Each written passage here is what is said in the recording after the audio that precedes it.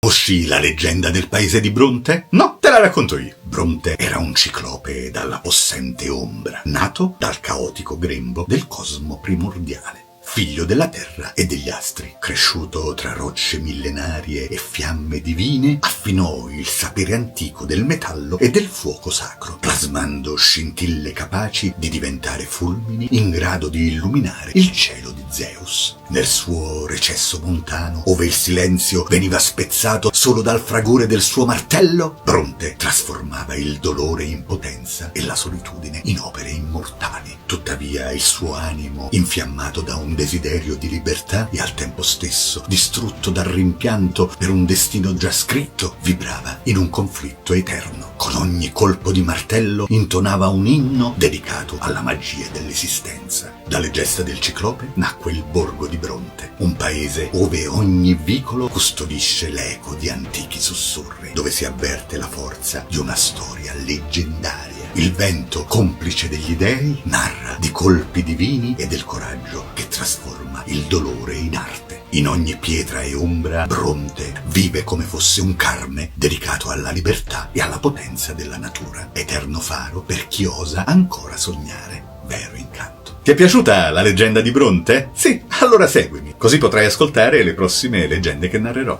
Ciao!